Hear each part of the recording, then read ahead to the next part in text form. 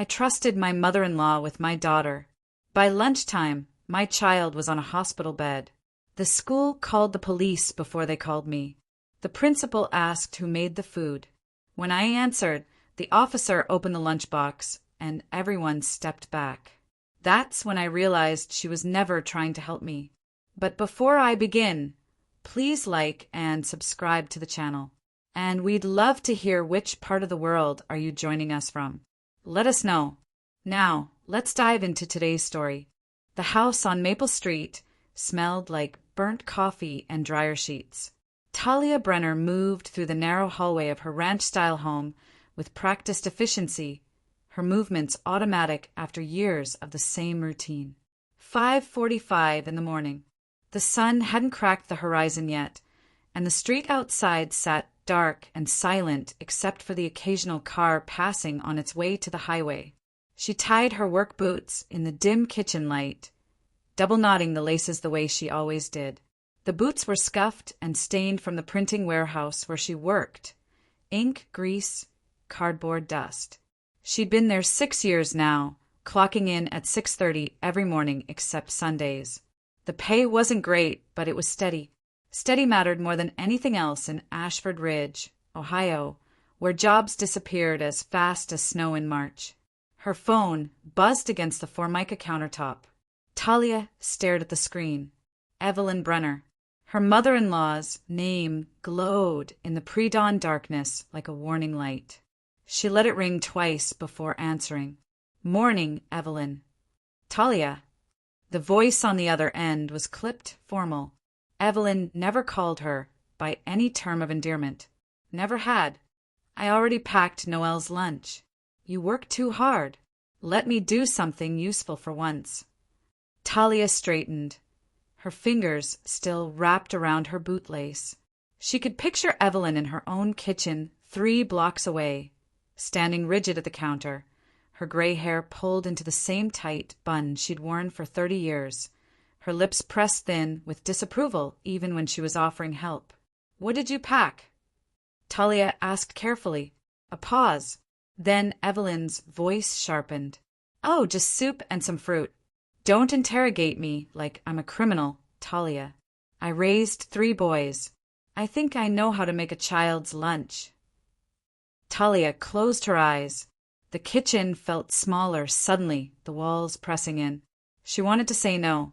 She wanted to tell Evelyn that she had everything under control, that she didn't need help, that she preferred handling Noel's meals herself because she knew exactly what her daughter would eat and what she wouldn't. But arguing with Evelyn took energy Talia didn't have at 5:45 in the morning. It took a level of confrontation that would ruin her entire day before it even started. And besides, Darren, her husband, Evelyn's youngest son, would hear about it within hours. He'd give her that wounded look, the one that said, "Why can't you just let her help?" "Okay," Talia said quietly. "Thank you." "You're welcome." Evelyn's tone didn't soften. It never did. "I'll bring it by in 20 minutes. Make sure Noel's ready."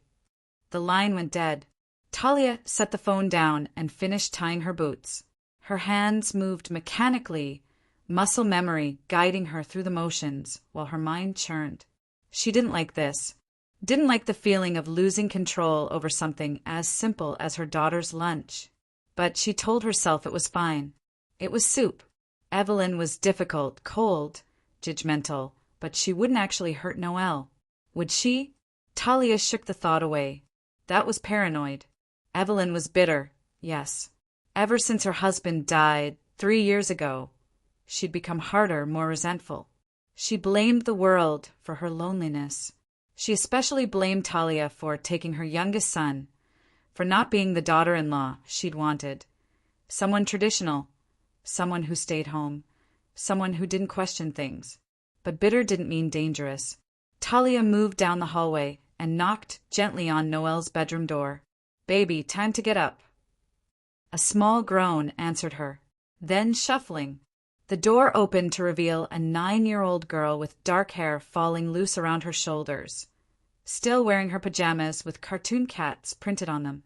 Noel rubbed her eyes and yawned. "Morning, Mama." "Morning, sweetheart." Talia smoothed her daughter's hair back from her forehead. Get dressed. Grandma Evelyn's bringing your lunch today. Noelle's expression shifted, just slightly, a flicker of something Talia couldn't quite name. Caution, maybe. Noelle was careful by nature, always had been. She read ingredient labels before eating anything new. She asked questions about expiration dates, about whether food was cooked all the way through. Talia had taught her that. Taught her to pay attention, to trust her instincts. What kind of lunch? Noelle asked. Soup and fruit, she said. Noelle nodded slowly and turned back into her room. Talia watched her go, that uneasy feeling settling deeper in her chest. But there was no time to dwell on it. She had to leave in 15 minutes, or she'd be late, and being late meant getting written up, and 3 write-ups meant termination. The warehouse didn't care about mother-in-law drama or complicated family dynamics. By the time Evelyn's car pulled into the driveway, a boxy sedan that needed new shocks, Noelle was dressed and brushing her teeth in the bathroom. Talia opened the front door before Evelyn could knock. Her mother-in-law stood on the porch holding a paper lunch bag and a thermos. She was dressed in a cardigan despite the mild September weather, her face set in its usual expression of vague disapproval. Here. Evelyn thrust the bag and thermos toward Talia. The soup's still warm. Don't let it sit too long. Talia took them. The thermos was heavier than expected. Thanks, Evelyn. I appreciate it. Evelyn's gaze moved past her, scanning the narrow living room visible through the doorway. House is clean, at least. That's something. Talia's jaw tightened, but she kept her voice level. Noelle, Grandma's here. Noelle appeared in the hallway, backpack slung over one shoulder. Hi, Grandma. Hello, Noelle. Evelyn's expression softened fractionally. The only person in the world who could draw anything close to warmth from her was this child. I made you my vegetable beef soup, the same kind your daddy loved when he was your age. Noelle smiled politely. Thank you. Don't waste it, Evelyn added, her tone sharpening again. Food's expensive. Your mother knows that. The barb landed exactly as intended. Talia felt it like a needle under her skin, but she didn't react. She couldn't, not in front of Noelle, and not when she had 6 minutes to get to her car and start the drive to work. We won't waste it, Talia said evenly. Thanks again. Evelyn gave a curt nod and turned back toward her car without saying goodbye. The moment the door closed, Talia crouched down to Noelle's eye level. She placed the thermos and bag on the small table by the entrance and took her daughter's hands. Listen to me, she said quietly. If anything tastes wrong or smells wrong, don't eat it. Okay. Noelle's dark eyes, so much like her father's, studied Talia's face. Okay, Mama. I mean it, baby. If it doesn't seem right, throw it away. I don't care what Grandma said about wasting food. Your health is more important. Understand? I understand. Talia kissed her forehead and stood. She tucked the thermos into Noelle's backpack along with a paper bag, zipped it shut, and walked her daughter to the end of the driveway to wait for the school bus. The morning air was cool, carrying the smell of cut grass and distant chimney smoke. A dog barked somewhere down the street. The sky was beginning to lighten, turning from black to deep blue. The bus appeared around the corner, its yellow paint dull in the early light, brakes squealing as it slowed. Noelle climbed the steps and turned to wave. Talia waved back, watching until the bus pulled away and disappeared around the bend. Then she got into her car and drove to work, that uneasy feeling still lodged in her chest like a stone. The warehouse smelled like ink and machinery. Talia clocked in at 6:28, pulling on her work gloves and taking her place at the binding station. The shift supervisor nodded at her. He was a decent man, didn't hassle anyone as long as the work got done. The morning passed in mechanical repetition. Stack, bind box. Stack, bind box. The machines around her hummed and clanked, drowning out most conversation. Talia liked that, liked the mindlessness of it, the way she could let her body work while her mind drifted. But today her mind kept circling back to that thermos. She told herself she was being ridiculous, overly protective. Evelyn was difficult, yes, but she wasn't malicious. Not really. She was just old-fashioned, set in her ways. She probably made the soup the night before, maybe even 2 nights before, and figured it was fine because in her day, people didn't throw food away after one day. Talia's phone stayed in her locker during shift. Company policy: no phones on the warehouse floor. So when her shift supervisor appeared at 11:30 and told her she had an emergency call in the office, her heart dropped straight through her stomach. "What kind of emergency?" she asked, already pulling off her gloves. "Didn't say. Just said it was urgent. About your daughter." Talia ran. The office was a glass-enclosed room overlooking the warehouse floor. The phone sat on the desk, receiver off the hook. Talia grabbed it, her hand shaking. "This is Talia Brenner." "Mrs. Brenner, this is Carol from Ashford Ridge Elementary. Your daughter became ill during lunch period. An ambulance is transporting her to County Hospital right now." The floor tilted. Talia gripped the edge of the desk. What happened? She was vomiting and experiencing dizziness. A teacher found her in the bathroom. "Mrs. Brenner, the school nurse examined the lunch container, and there's a concern about food contamination. The police have been notified." Police. The word hit her like cold water. "I'm on my way." She didn't remember the drive to the hospital. Didn't remember telling her supervisor she was leaving. Didn't remember getting into her car or navigating the 15-minute route through town.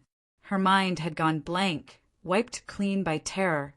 County Hospital sat on the east side of Ashford Ridge, a squat brick building that served 3 surrounding towns. Talia parked crookedly and sprinted to the emergency entrance. The waiting room smelled like antiseptic and old magazines. A nurse at the desk looked up as Talia approached. "My daughter, Noelle Brenner. She was brought in by ambulance. Room 7. Through those doors, turn right." Talia moved without thinking. Her boots squeaked on the polished floor. She passed other rooms. A man with a bandaged hand, an elderly woman sleeping, and then she saw her. Noelle lay in a hospital bed, small and pale against the white sheets, and 4-line ran from her arm to a bag of clear fluid hanging beside the bed. Her eyes were closed, but she was breathing. Talia felt her knees weaken with relief. A police officer stood near the window. He was young, maybe 25, with a notebook in his hand. He looked up when Talia entered. "Mrs. Brenner?" "Yes." She moved to Noelle's bedside, taking her daughter's hand. It felt cool and small. "What happened?" "Your daughter became ill after eating lunch at school. The teacher who found her noticed an unusual smell coming from her lunch container. When the school nurse examined it, she became concerned and called us." "Concerned about what?" The officer hesitated. Then he pulled a clear plastic evidence bag from the table beside him. Inside was Noelle's thermos, the one Evelyn had given her that morning. "Who prepared this food, Mrs. Brenner?" "My mother-in-law, Evelyn Brenner. She brought it to my house this morning." The officer opened the bag carefully, and immediately the smell hit, sharp and rotten, like meat left out in the sun. It was wrong, completely wrong. Talia's stomach turned. "This soup contains severely spoiled dairy and decomposed meat," the officer said quietly. "The lid was bulging when we opened it. This wasn't just a day or 2 past expiration. This was weeks old, maybe longer." The room went silent except for the beep of the 4 machine. Talia stared at the thermos. Her mind refused to process what she was hearing. Weeks old. Evelyn had told her it was fresh, had told her not to waste it, had insisted. "Mama." Noelle's voice, small and hoarse, pulled Talia back. She turned to see her daughter's eyes open, dark and frightened. "I'm here, baby. I'm right here." "I'm sorry," Noelle whispered. I tried a little bit because Grandma said I should, but it tasted bad, so I stopped.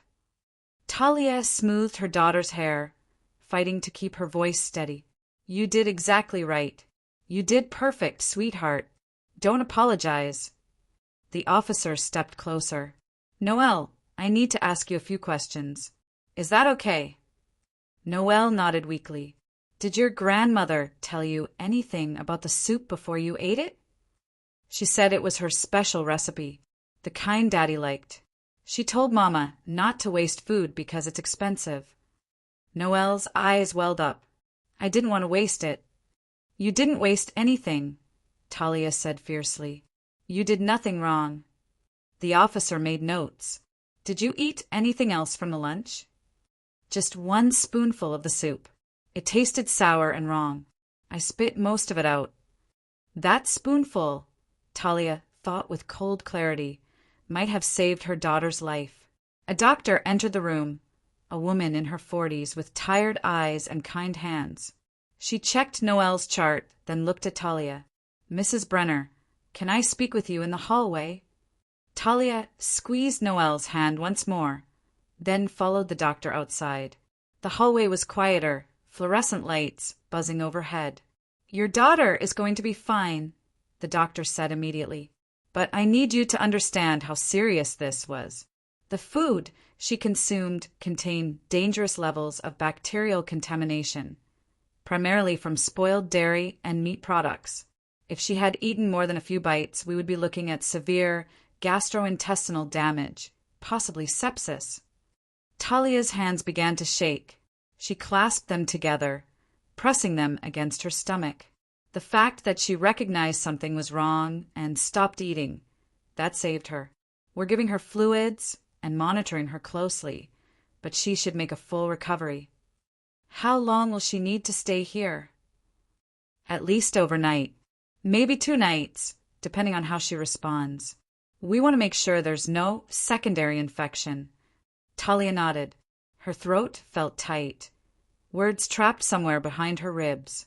The doctor's expression gentled. Mrs. Brenner, the police officer told me who prepared the food. I have to ask, was this an accident? The question hung in the air between them. Talia opened her mouth, closed it. She thought about Evelyn's voice on the phone that morning. Don't interrogate me. She thought about the way Evelyn had insisted the soup was fresh, the way she'd warned Noelle not to waste it, the way she'd scraped off labels the police would later find in her trash bin, evidence carefully destroyed. I don't know, Talia said finally. I honestly don't know. But even as she said it, a memory surfaced, sharp and sudden. 6 months ago, during one of their many arguments, Evelyn had been angry about something, about Talia working full-time, about Noelle being in after-school care instead of home with family. She'd said things, cruel things, and she'd sent a text later that night. Talia pulled out her phone with trembling fingers, scrolling back through months of messages. She found Evelyn's number, found the thread, and there it was, dated March 15th. Maybe if she gets sick once, you'll stop acting so superior about everything. Talia's vision blurred. She read it again. Again. Mrs. Brenner? She looked up at the doctor, then showed her the phone screen. The doctor's face hardened. She called the officer over. The hospital room became Talia's entire world for the next 2 days. She slept in the chair beside Noelle's bed, leaving only to use the bathroom or get coffee from the vending machine down the hall. The warehouse granted her emergency leave. Money would be tight, but money was always tight. That was something she could deal with later. Noelle improved slowly. The vomiting stopped by the 2nd day. Color returned to her face. She started asking for food, real food, not the clear broth the hospital provided. That was a good sign, the nurses said. It meant her stomach was recovering. Talia watched her daughter sleep and thought about trust, about how easily it could be broken, about how she'd ignored her instincts that morning, pushed aside that uneasy feeling because it was easier than confronting Evelyn, easier than being the difficult daughter-in-law everyone already thought she was. She wouldn't make that mistake again. Darren came by after his shift at the garage. He worked as a mechanic, came home smelling like motor oil and tire rubber. He was a good father. Talia had never doubted that. He loved Noel fiercely. But he was also the youngest of 3 sons, raised to respect his mother without question, trained from childhood to smooth over conflicts rather than face them head-on. He stood in the doorway of the hospital room, his face pale under the fluorescent lights. "How is she?" "Better," Talia said. "They think she can go home tomorrow." He moved to the bedside, touching Noel's hair gently. She stirred but didn't wake.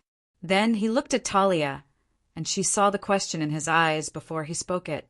"What did the police say?" "They're investigating." "Talia," he stopped. Started again. "It was an accident. My mother wouldn't intentionally hurt Noel." Talia reached into her jacket pocket and pulled out her phone. She opened the text message thread and handed it to him without a word. She watched his face as he read, watched the color drain from his cheeks, watched his jaw tighten, then slacken. He read it 3 times, his thumb scrolling up and down as if hoping the words would change. "This doesn't mean," he couldn't finish the sentence. Couldn't make the words convincing even to himself. She scraped the labels off the packaging. Talia said quietly, "The police found them in her trash." The soup was 3 weeks expired, Darren. Maybe more. The lid was bulging from bacterial gas. That's not forgetfulness. That's not an accident. Darren sank into the second chair, the phone still in his hand. He looked smaller suddenly, like he'd aged a decade in the span of minutes. "She's my mother," he said hoarsely, "and Noel is your daughter." The words fell between them like stones. Darren buried his face in his hands, and Talia let him sit there, let him process it alone. She had no comfort to offer him. Not now, maybe not ever on this particular wound. A knock on the door interrupted the silence.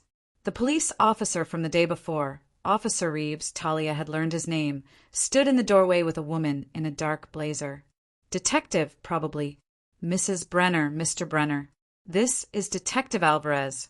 She needs to ask you some questions." They moved to a small conference room down the hall, leaving a nurse to sit with Noel. The conference room smelled like burnt coffee and contained only a table and 4 chairs. Detective Alvarez was in her 50s, gray hair pulled back in a no-nonsense ponytail, eyes sharp and assessing. "Mr. Brenner, when was the last time you spoke with your mother?" she asked. Darren cleared his throat. 2 days ago. Before this happened. "Did she mention preparing lunch for your daughter?" "No." "Has your mother ever expressed hostility toward your wife or daughter?"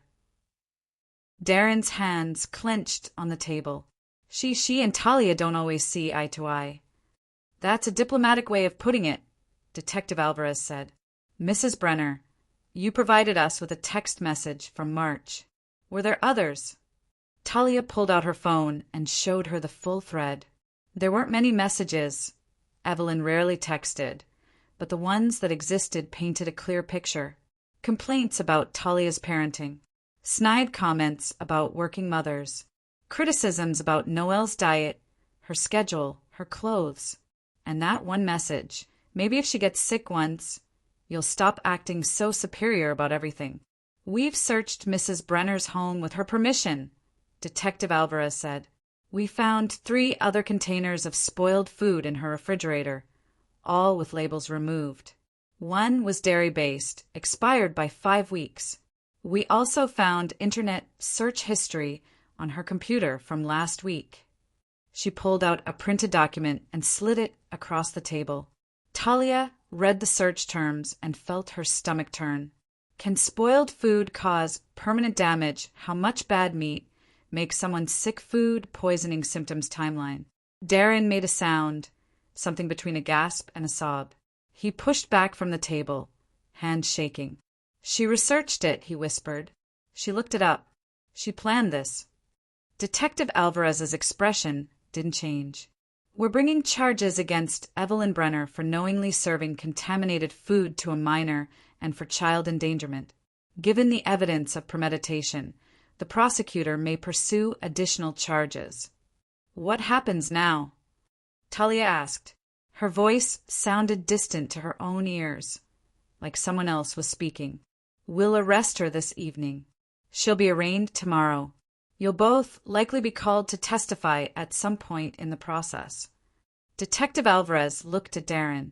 I know this is difficult, Mr. Brenner, but your daughter came very close to serious harm. If she'd eaten more, if she hadn't recognized something was wrong.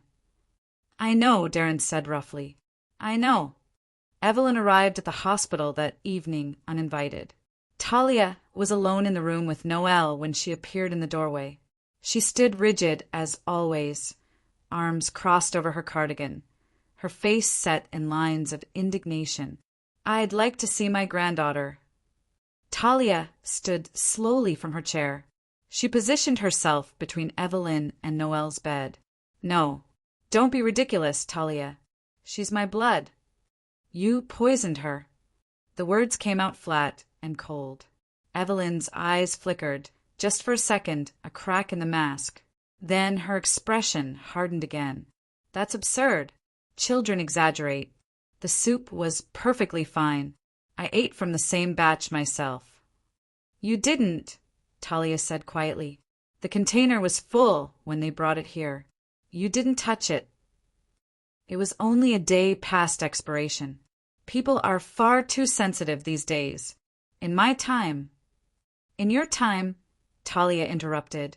You looked up food poisoning symptoms online. You scraped off expiration labels.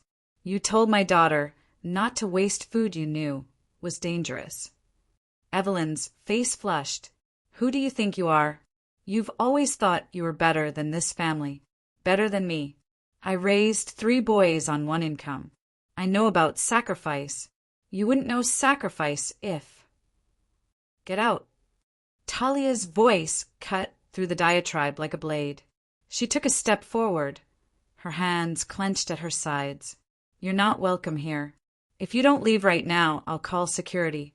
And when the police arrest you tonight, and they will arrest you, I'm going to make sure you never get near my daughter again. For a long moment, Evelyn just stared at her. Then something shifted in her expression. The indignation cracked, revealing something uglier underneath.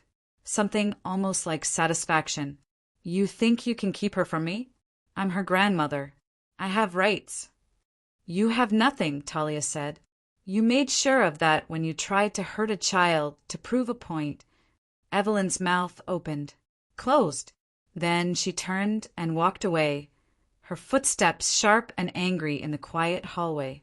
Talia stood there for a long time after she left, shaking with an anger so intense it felt like electricity in her veins. She'd never hated anyone before, not really, not with this complete and burning certainty. But she hated Evelyn Brenner, hated her with every fiber of her being. Behind her, Noelle stirred in the bed. Mama? Was that Grandma? Talia turned, schooling her expression into something calmer. Yes, baby, but she's gone now. She sounded angry. She was. But that's not your problem. That's never going to be your problem again. Noelle studied her face with those dark, serious eyes. Are you okay? The question nearly broke her. Talia sat on the edge of the bed and took her daughter's hand. I'm okay. And you're safe. That's all that matters. The call came at 7:30 that evening. Evelyn had been arrested without incident. She'd refused to answer questions, demanded a lawyer, and been taken to county lockup, pending arraignment. Darren came to the hospital after his mother was booked. He looked hollowed out, like someone had scooped away everything inside him and left only the shell. He sat in the corner chair and didn't speak for a long time. Finally, Talia broke the silence. You're going to have to choose. He looked up at her. What? You're going to have to choose. Me and Noelle, or your mother. You can't have both. Talia, she's still my mother. She tried to poison your daughter. The words came out hard and unforgiving. She researched how to hurt her. She planned it. And when Noelle got sick, she came here and lied about it. She showed no remorse. None. Darren's face crumpled. I know. God, I know. But she's... If you defend her, Talia continued, her voice low and steady, if you make excuses for her, if you ask me to forgive this or move past it, I'm taking Noelle and leaving. I won't raise our daughter in a family that tolerates this kind of cruelty. The ultimatum hung in the air like smoke. Darren stared at his hands. They were scarred from years of mechanical work, permanently stained with oil around the cuticles.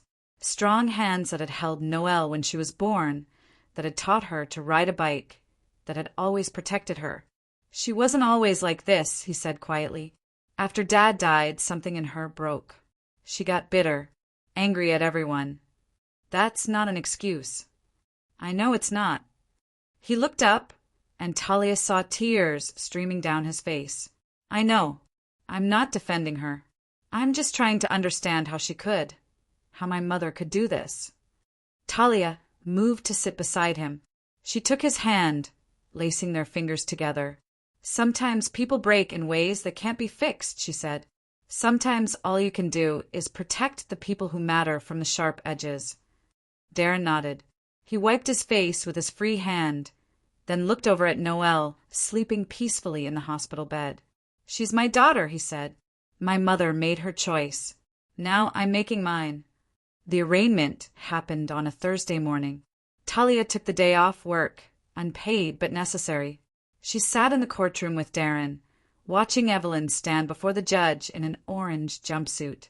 Evelyn's lawyer argued for bail, said she was a long-time resident of Ashford Ridge, posed no flight risk, had no prior criminal record. The prosecutor countered with evidence. The search history, the spoiled food, the scraped labels, the text message showing intent. The judge set bail at $50,000.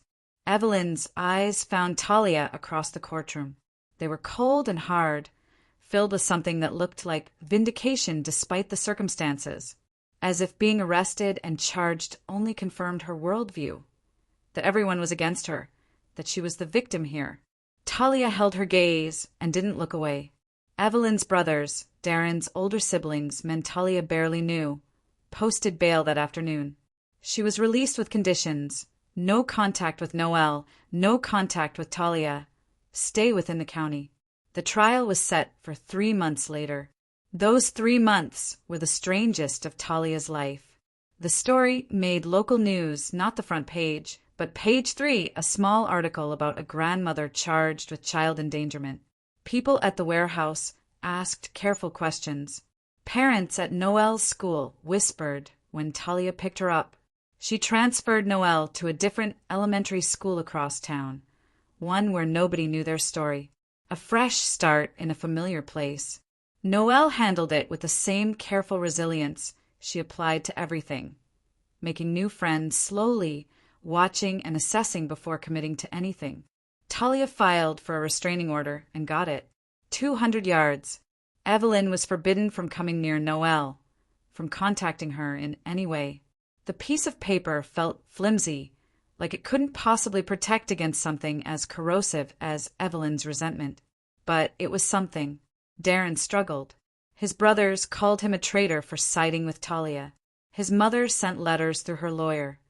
Manipulative screeds about family loyalty, about how she'd sacrificed everything for her children only to be abandoned in her time of need. Darren read them once and then burned them in the fireplace. She still doesn't think she did anything wrong, he said, watching the paper curl and blacken. She thinks she's the wronged party here. Talia said nothing. There was nothing to say. The prosecutor, a sharp woman named Riley who specialized in cases involving children, called Talia to her office 6 weeks before the trial. I want you to understand what we're up against, Riley said, spreading files across her desk. Evelyn's lawyer is going to argue this was an accident. An elderly woman who forgot about food in her refrigerator, who made an honest mistake. They'll paint her as a grieving widow, confused and overwhelmed, trying to help her overworked daughter-in-law. But the search history can be explained away. They'll say she looked those things up out of concern after Noelle got sick, not before. The labels? She throws away packaging to save space, always has. It's all circumstantial. Talia felt cold. So she might walk free. She might. Riley's expression hardened. That's why I need you and your husband to testify. I need you to show the jury who Evelyn really is. The text message helps, but I need context. I need the pattern of behavior. What about Noelle? I won't put her on the stand. She's 9, but we have her statement from the hospital, and we have medical records showing exactly what that spoiled food would have done if she'd eaten more of it. Riley leaned forward. This woman researched food poisoning, Mrs. Brenner. She knew what she was doing. I just need to prove it. Talia left the prosecutor's office feeling like she'd swallowed stones. The trial began on a cold January morning. The courthouse was old, built in the 1920s with high ceilings and wooden benches worn smooth by decades of people waiting for justice. Evelyn sat at the defense table in a gray suit, her hair perfect, her expression serene. She looked like somebody's kind grandmother, the type who baked cookies and knitted blankets. Her lawyer, a man in his 60s with silver hair and expensive shoes, had coached her well. Talia took the stand on the second day of the trial. Riley walked her through everything. The phone call that morning, the uneasy feeling she'd ignored, the hospital, the text message from March. Can you read that message for the court? Riley asked. Talia looked down at the printed exhibit in her hands. Her voice was steady, clear. Maybe if she gets sick once, you'll stop acting so superior about everything. A murmur rippled through the courtroom. And when did you receive this message? March 15th, 6 months before Noelle was hospitalized. What prompted it? Evelyn and I had an argument about my work schedule. She thought I should quit my job and stay home with Noelle. I disagreed. Riley nodded. In your experience, how would you characterize your relationship with the defendant? Talia looked across the courtroom at Evelyn. Her mother-in-law's face was blank, unreadable. Hostile, Talia said. She never approved of me. Never thought I was good enough for her son. She made that clear from the beginning. The defense lawyer cross-examined her with surgical precision, tried to make her seem paranoid, overprotective, unreasonable, suggested that Talia had misinterpreted Evelyn's attempts to help, that she'd manufactured this crisis out of long-standing resentment. Talia didn't waver. She answered every question calmly, refused to be provoked into anger. She'd learned that from years of dealing with Evelyn, you couldn't win against manipulation by getting emotional. You won by staying steady, by speaking the truth and letting it stand on its own. Darren testified the next day. Talia watched from the gallery as her husband took the stand. He looked tired, older than his 34 years. When Riley asked him to identify the defendant, he looked at his mother for a long moment before answering. That's Evelyn Brenner. My mother. Mr. Brenner, I know this is difficult, but I need you to tell the jury about your mother's relationship with your daughter. Darren took a breath. She loved Noelle, or I thought she did, but after my father died, she changed. Got bitter. Started saying things about how kids today were spoiled, how my wife was raising Noelle wrong. We'd argue about it. Did she ever express anger toward your wife, specifically? Yes. She thought Talia worked too much, wasn't traditional enough. She said Talia needed to be taken down a peg. The courtroom was silent, and after Noelle was hospitalized, what did your mother tell you? That it was an accident, that the soup was only a day old, that people were being too sensitive. Did you believe her? Darren's voice broke. I wanted to, but then I saw the search history, saw what she'd looked up, how to make someone sick without killing them, timing of symptoms. I realized she'd planned it. My own mother planned to hurt my daughter. He wiped his eyes roughly. The jury watched in silence. The defense lawyer tried to discredit him, suggested he was under pressure from his wife, that he was betraying his mother to save his marriage. But Darren held firm. "I'm testifying because my daughter almost died," he said quietly. "Because my mother showed no remorse. Because if I don't speak the truth now, I can't call myself her father." The medical expert testimony was devastating. The doctor who'd treated Noelle explained exactly what the spoiled food would have done: sepsis, organ failure, possible death, if she'd consumed more than a few bites. The bacterial levels were so high that even a small amount caused severe illness. A full serving would have been catastrophic. The IT forensic specialist detailed Evelyn's search history, showed that she'd researched food poisoning the week before she prepared the soup, that she'd looked up symptoms, timeline, severity. The prosecution rested. Evelyn's defense was exactly what Riley had predicted. Her lawyer painted her as a confused, grieving widow, called character witnesses who testified to her years of volunteer work, her dedication to her family, suggested that the food had spoiled in Noelle's backpack during the morning, not in Evelyn's refrigerator. But they couldn't explain the search history, couldn't explain why Evelyn had scraped off labels from multiple containers of spoiled food, couldn't explain the text message. When Evelyn took the stand, she was composed, dignified. She spoke about losing her husband, about wanting to help her overwhelmed daughter-in-law, about how devastated she was that Noelle had gotten sick. "I would never hurt that child," she said, her voice trembling just slightly. "She's my granddaughter. I love her." Riley's cross-examination was merciless. "Mrs. Brenner, you testified that you love your granddaughter. Is that correct?" "Yes. And yet you sent this text message to her mother." Riley held up the exhibit. "Can you explain what you meant by maybe if she gets sick once?" "I was upset. I didn't mean it literally." "What did you mean?" "Just that Talia was always so worried about everything. I thought if she saw that a small illness wasn't the end of the world, she'd relax." "So you wanted Noelle to get sick?" "No. I was frustrated." "Frustrated enough to look up food poisoning symptoms on your computer?" Evelyn's composure cracked slightly. "I looked that up after she got sick. I was worried." "Your search history shows these searches were made 8 days before Noelle was hospitalized." "I must have been researching something else. I don't remember." "You don't remember searching how much bad meat makes someone sick?" "I'm old.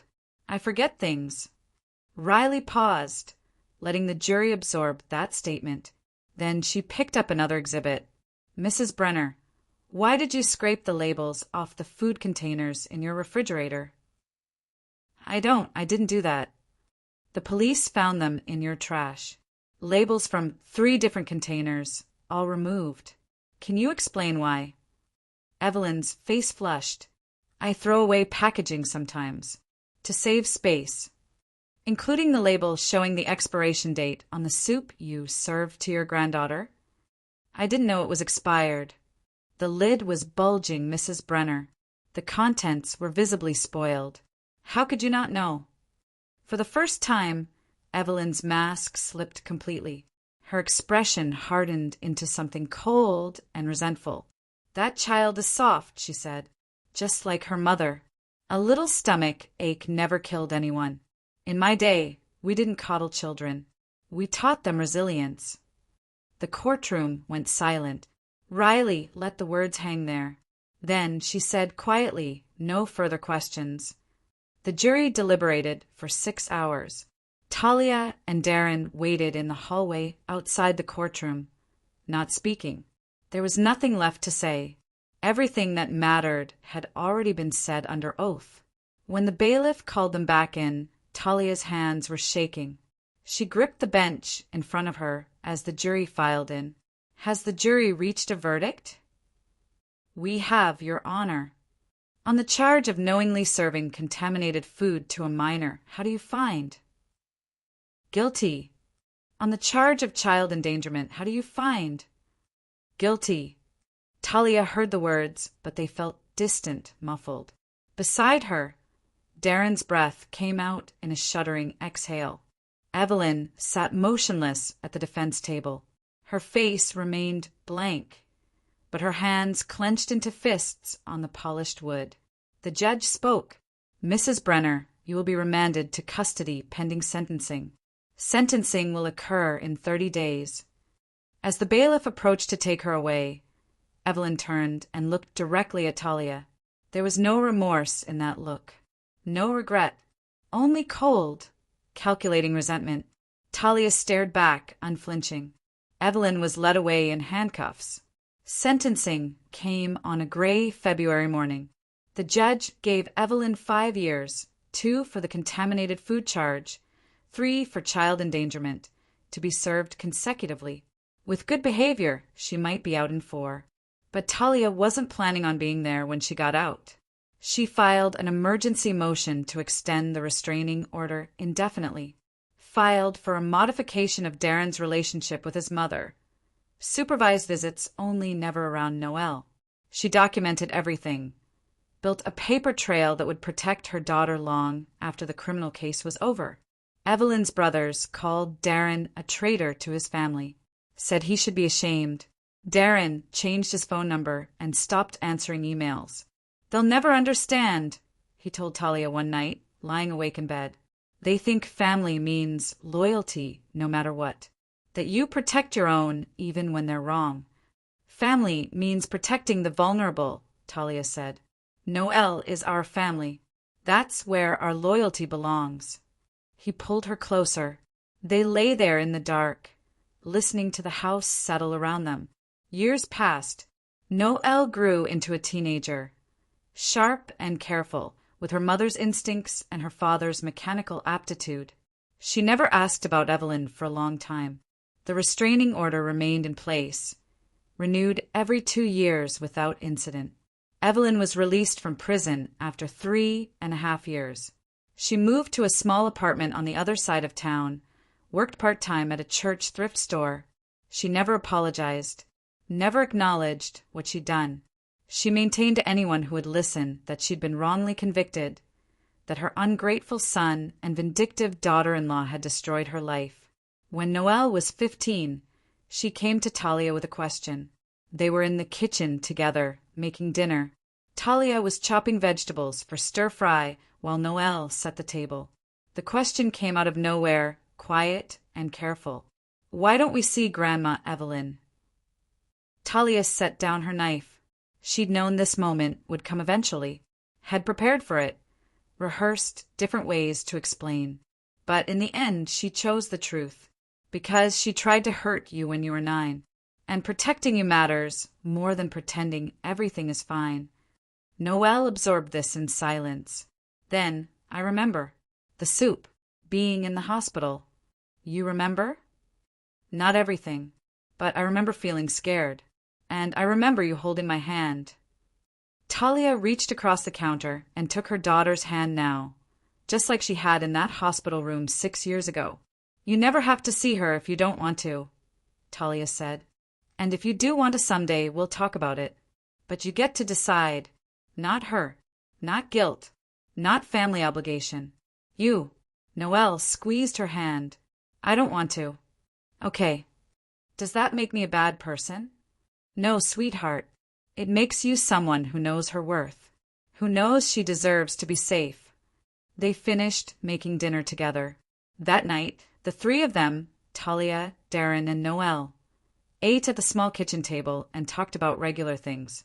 School, work, the upcoming weekend, normal life, safe life, the life Talia had fought for. Evelyn Brenner lived another decade after her release from prison. She died alone in her apartment at 78 of natural causes. A neighbor found her 3 days later. When Darren got the call, he sat down heavily at the kitchen table. Talia stood beside him, her hand on his shoulder. "I should feel something," he said. "She was my mother." "You're allowed to feel whatever you feel, or nothing at all." The funeral was small. Evelyn's 2 older sons attended. Darren did not. Neither did Talia or Noelle. Afterward, one of Darren's brothers sent an angry email, called him heartless, said their mother had died alone because of his cruelty. Darren deleted it without responding. That evening, he found Talia in the backyard. She was sitting on the porch steps, watching the sunset paint the sky in shades of orange and pink. "Do you think I did the right thing?" he asked. Never visiting her. Never giving her a chance to… "I don't know. Explain. Apologize." Talia looked at him. She had plenty of chances to apologize. She chose not to. That was her decision, not yours. She was alone when she died. She made herself alone. Talia's voice was gentle but firm. "You can't set yourself on fire to keep someone else warm, Darren. Especially when they're the one who struck the match in the first place." He sat down beside her on the steps. They watched the sunset together in silence. Inside the house, Noelle was doing homework at the kitchen table, a young woman now, strong and whole, with her entire life ahead of her. Safe, protected, loved. That was what mattered. Not the woman who'd tried to hurt her and never showed remorse. Not family ties that demanded loyalty without earning it. Not the voices that called forgiveness a virtue while ignoring the wound.